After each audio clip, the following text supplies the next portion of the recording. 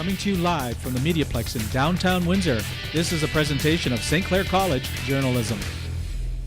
Good evening. I'm Jonathan Hutton, and you're watching MediaPlex News Now.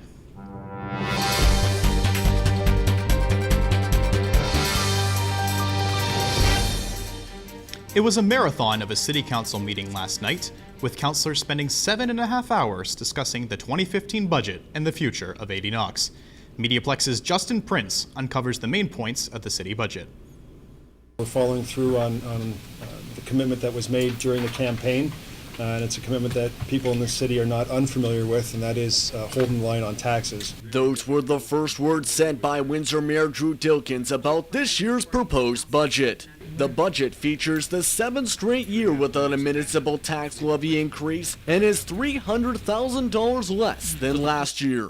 The proposed budget plans for $749 million in gross operating spending this year. The budget also plans for $98.5 million in capital project spending, including $26.1 million in new sewers, $14.6 million in new road infrastructure, and $3.4 million in new park projects. The city also plans to pay the remaining $28.4 million it owes for the Windsor International Aquatic and Training Center. Dilkens says developing his first budget as mayor was different than when he represented Ward 1 on city council for 8 years. It's a lot more difficult on this side than it is as a councillor when you just receive the budget and are reviewing it. So, you're I guess as the mayor more involved in the conversations with both Helga and OC, and you raise ideas and they push back, and I raise ideas and or they raise ideas and I push back. So it really is, I found to be, at least the first year here, a very healthy discussion, and quite enlightening actually.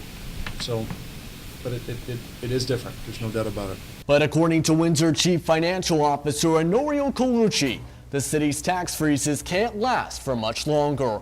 According to the budget, all city departments have been asked to find ways to reduce their budgets by 10% or to avoid any unneeded budget increases. Colucci also says that, along with an increase in government grants and provincial funding, the city was barely able to have a tax freeze this year. He also projects that there will be no overall tax growth in 2015. Colucci says the city can't freeze the tax levy for much longer without affecting the city as a whole. We'll always try to come in with the lowest possible amount, 0 being the ideal. But as you pick a lot of the low-hanging fruit, it becomes much harder.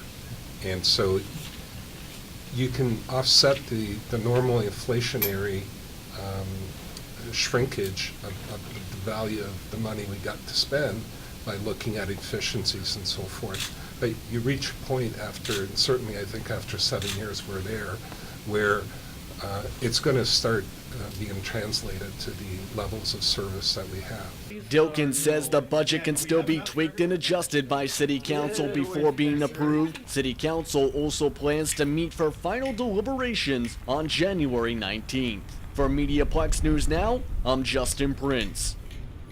City Council also voted on the future of Windsor's Water World. Against the administration's advice, they voted to keep it open until the end of June. The city is hoping the delay will allow groups who use the center to make other arrangements.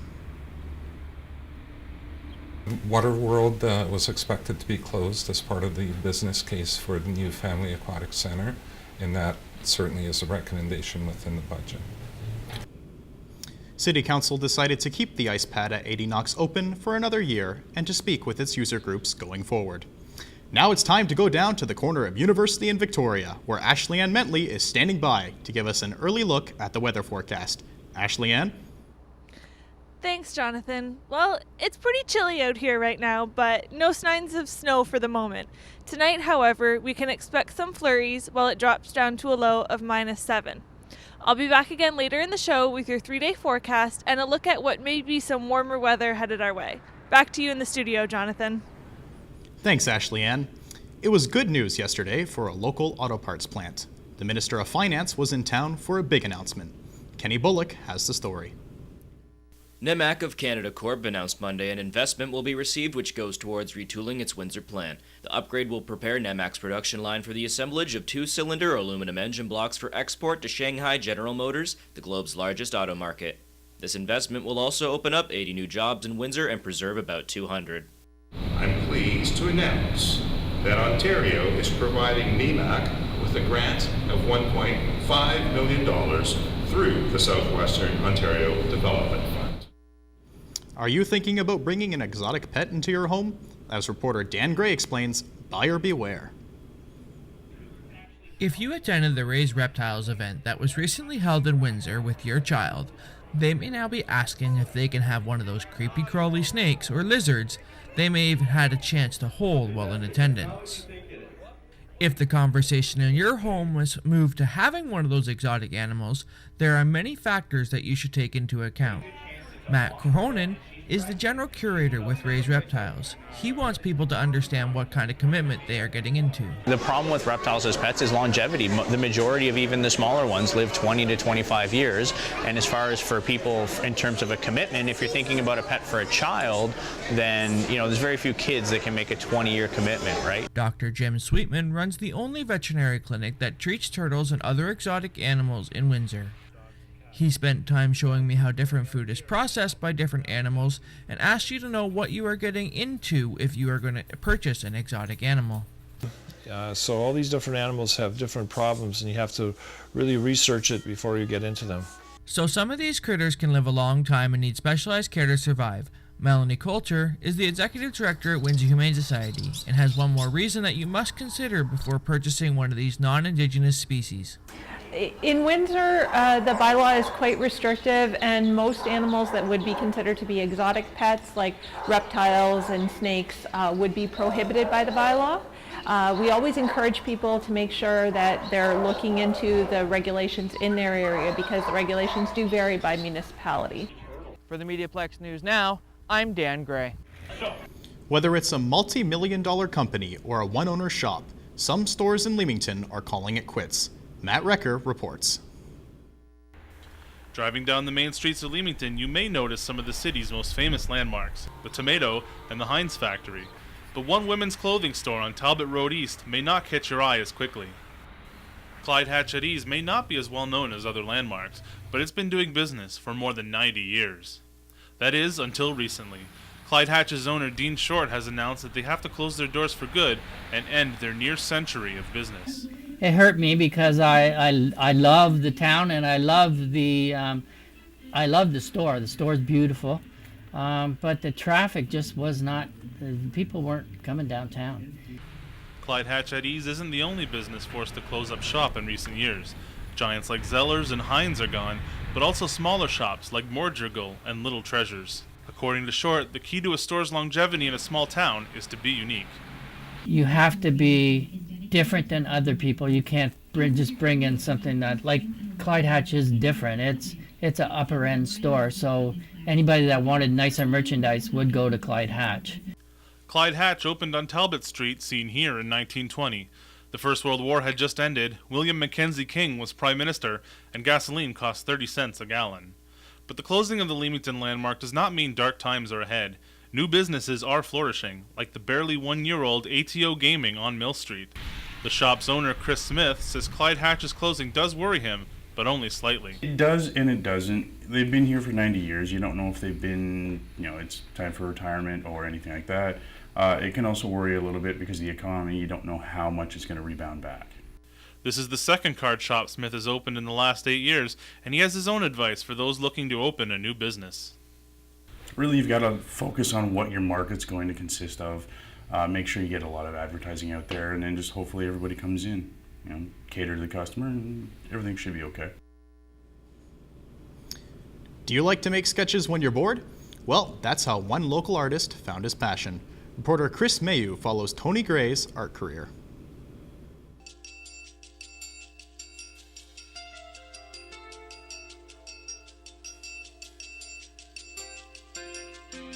I started getting involved in comics like really early. I was probably like a 3 or 4 year old kid, and I started reading like the Casper comics and Sad Sack, and Richie Rich, these kind of comic books.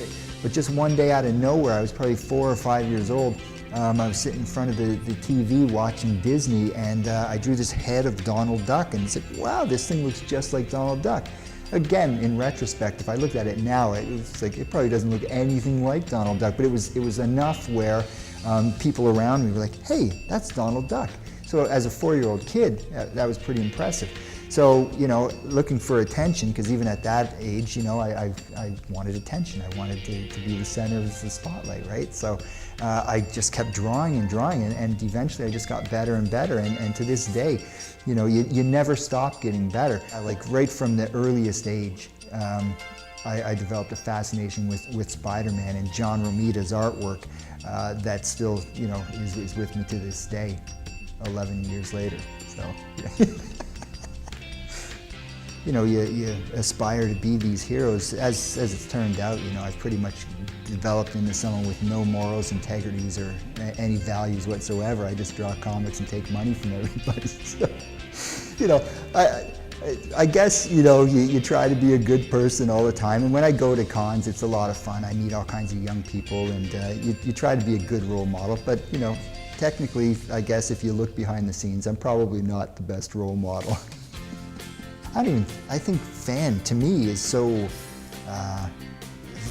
so egotistical. It's like, I don't really even consider I have fans. Like, I have people who enjoy my work, and I enjoy the fact that they enjoy the comics that I'm producing, because otherwise there's no value in it for me. There is no comic book that comes out with my name on, unless people buy them. So, if anything, I'm fans of the people who are buying my book, so I don't have to eat Kraft dinner all the time and live in a fridge box on, you know, in an alleyway drinking Aqua Velva or something. My process is so old school. I truly go back to the format that was established back in the 1940s when comics were put together. You know, there are some additional technologies that go into the work just inevitably to get the stuff printed now.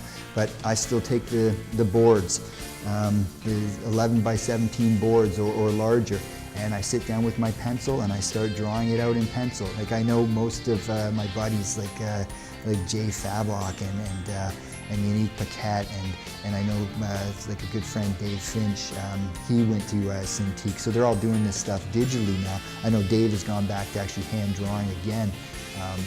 I think, yeah, I'm not going to speak for him, but for myself, I don't think the technology is quite there, and to me there's not that tactile quality of being able to just say, there's my page right here. So I don't know what it is, just maybe a sense of nostalgia, but it's really just the way that I work, and I'm comfortable working. I'm living like a 17-year-old kid. I'm playing music, I'm drawing comics, I'm traveling and touring around meeting people who are so interested that they actually come to stand at my table and get me to sign pieces of work that I've done, that I'm thrilled that they're there, and I'm thrilled to meet them. So, like, I can't imagine being in a better situation. And beyond that, it's all my stuff. I'm working on my own stuff. It's not even like I'm working on someone else's characters and getting frustrated that it's like, wow, I don't have control, I can't do this. It's like, I can't even imagine a better situation right now, unless, you know, I was making 5 times the money to do it, which maybe will be coming, who knows. Matt Recker shows us a day in the life of contemporary artist Shirley Williams.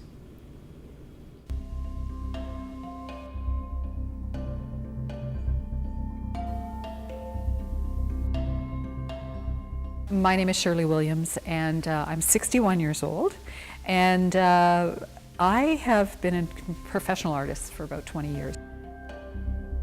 My dad was in the military, and we lived literally all over the world, 60 years of which was in Europe. So that gave me a taste for art, and I think that gave me this desire to be around art. I have been painting contemporary abstracts for 20 years. And it comes from a memory I used to have when my parents were traveling. We used to jump in a car and they'd stick my brother and I in a back seat. And we'd drive all over the countries that we were living in. And, you know, as a kid, I'd be bored, and you see the abstract landscape basically through I would look at it sort of through the slitted eyes, and I could see these colors and everything kind of going through as the horizon moved. And that was a memory that would go on for hours and hours, you know. So I've painted these abstract landscapes again and again. I don't work from what I see, I work from what I think. And so it's important to me to have a concept that I want to really explore. And so I've been in that filling the well mode, and now again I can't wait to get into the studio. So if I have to be here, and if I have a commission, or if I have a deadline and I have to paint something, what I usually do, I'll come in, I'll start cleaning up, go through my sketchbooks, mess around, clean brushes, and look and think, and then before I know it, I'm back into it again, and it's time to go. And I look at my watch, and it's time to go home. It's 8 o'clock at night, right? So yeah, it's just a matter of trying to be disciplined, to come every day, to push yourself to do something when you're not feeling like it, and not to force it. I think there's an aspect of trust that you have to do with your project, with your creativity. You have to trust that if you just kind of put yourself in the space and in the frame of mind, and remind yourself what your intention is with that particular piece, whatever it is, whether it's a film or a painting. What is your intention? And you kind of think about that, and then the ideas will come. Now I'm really getting interested in Photoshop and digital layering of art, not graphic art, but using, over the years I must have painted 10,000 paintings, and I've got a huge inventory of digital media from my own work, and I'm just experimenting right now with layering the textures of some of my paintings with original drawings that I've done that I've never shown, and start to try to create stories within them that more people can relate to. So that's the evolution that's now taking place as I'm combing through all of my my photographs and converting them to digital, and doing a lot of things that are leading me into that next phase.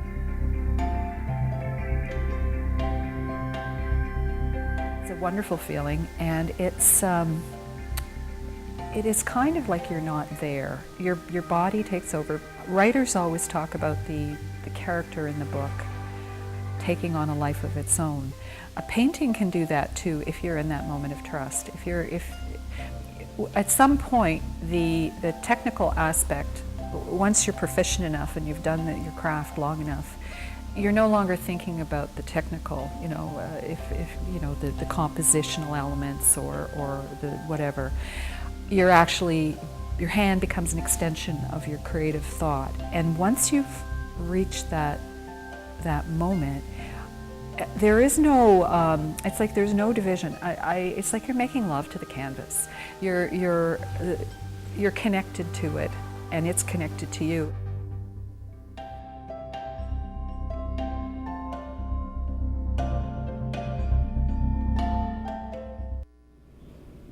Now let's head back down to the corner of University and Victoria for more on the weather. Ashley Ann? Thanks, Jonathan. Here's a fun weather fact. Did you know that Antarctica holds the record for the coldest temperature ever? It got all the way down to minus 89 degrees Celsius on July 21st, 1983. Well, we certainly don't have to worry about temperatures that cold in Windsor. Let's take a look at your 3-day forecast. Wednesday, we'll have light snow with a high of -4 and a low of -7. Thursday, the sun will start to come out with a high of -2 and a low of -6. Friday will be mainly sunny with a high of 0 and a low of -6. So we seem to be trending in the right direction. From the corner of University and Victoria, I'm Ashley Ann Mentley. Back to you in the studio, Jonathan. Thanks, Ashley Ann. Well, running is not just for working out. In some instances, it's a lifestyle choice. MediaPlex's Mandy Matthews tells us more. I wouldn't say I'm addicted, it's just kind of a way of life, I guess. It just feels right.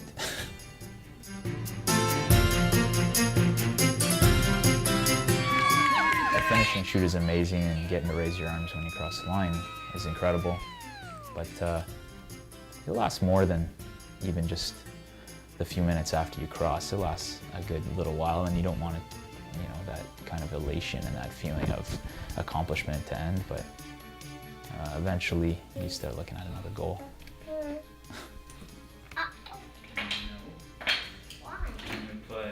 I didn't do my first Ironman until 2005, so it's 9 years ago, but the goal was always just to finish one, and then once you finish one, then it's do it faster and do it better. So that's the same thing with anything, I guess. Like the seconds before the cannon fire is always real tense, really tense. The nerves are there, but it's funny. All these years, you're always nervous before a race, but as soon as the gun goes, it's all gone. Yet you still have 10 hours of racing ahead of you.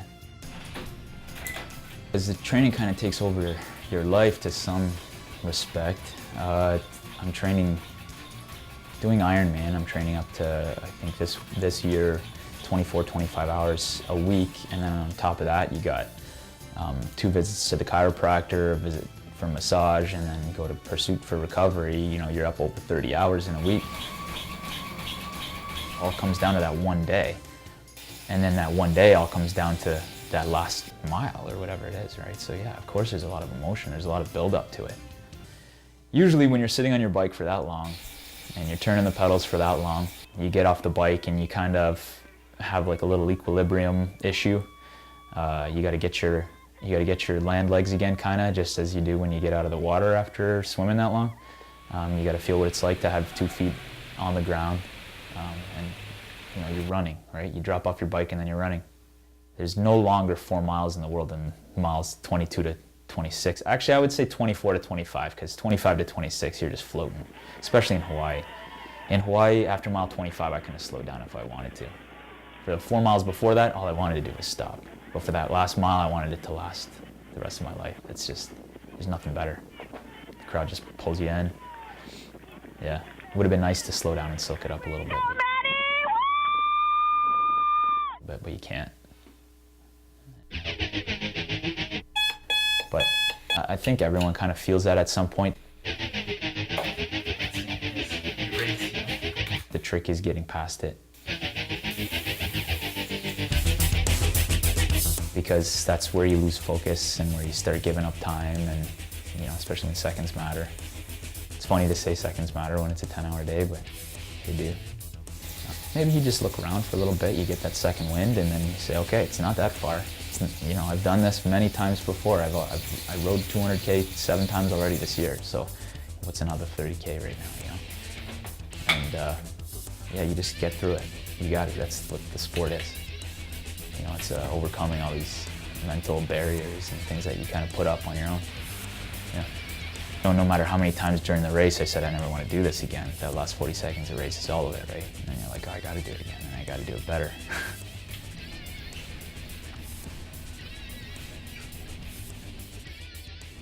Hockey is more than the ice, the puck, and the fights. Evan Mathias sheds light to Amherstburg Admiral's Brett Banwell, the man under the uniform. Brett Banwell, defenseman for the Amherstburg Admirals, and I was a 15th round draft pick for Sarniston. I was kind of worried. Draft year is obviously a big thing for a lot of people, and I feel like me getting drafted really put my name out there. So as long as I got in between the 1st and 15th round, I was satisfied. I knew if they gave me the shot that I'd be able to prove myself for the upcoming years. My mindset going in was, battle hard, make sure I'm winning all my battles, try to get a few points in there if possible, always making the right plays, smart plays. It bothered me a little bit. I was very flustered at the end of my Junior B tryout with Leamington. I showed some emotion for the first time ever. I'd love to play Junior B, but I'm with the Amherstburg Admirals, and I'll put my effort out there for the Amherstburg Admirals for sure. Like my trainer, Jay Wilson, has got me to the spot where I needed to be since day one, and since then he's taught me to push hard and always be the top player at your age. He said strength and conditioning is obviously a huge part of the hockey, and work ethic is is obviously a huge part of the game. I'm obviously not the biggest guy out there. Definitely you have to work on your strength if you're a smaller defenseman, but being small doesn't mean you're not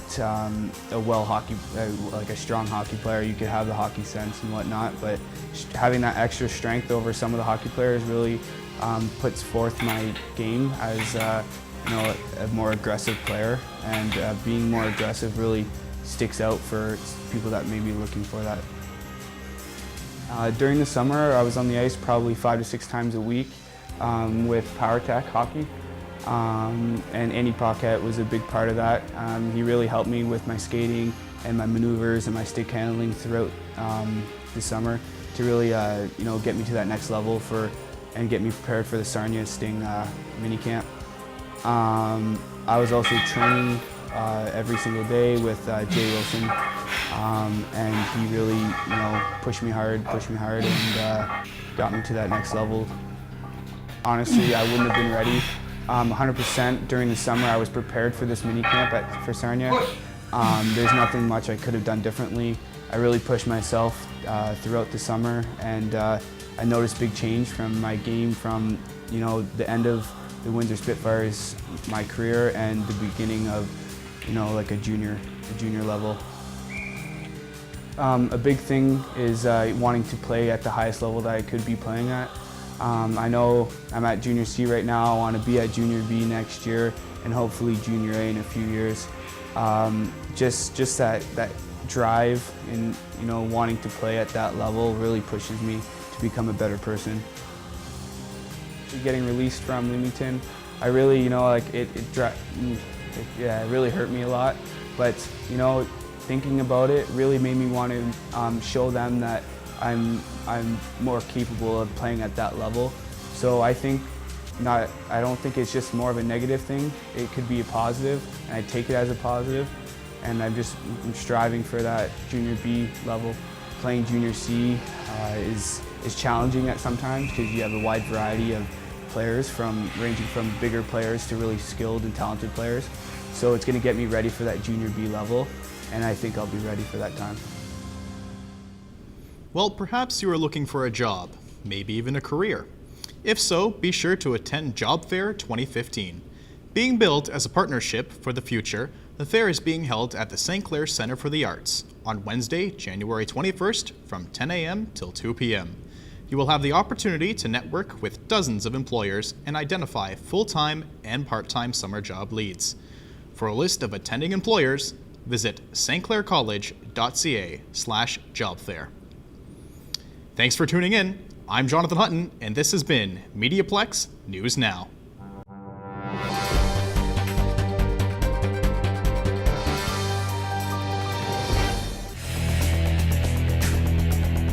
MediaPlex News Now is a production of the St. Clair College Journalism Program.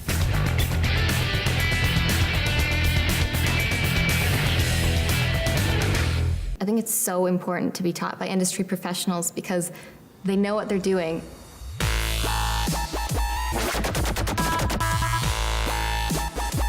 And they're not just teaching because they read it in a book somewhere. They're teaching because they've lived it. I choose to take control of my future, and my path is St. Clair College. I choose to be here.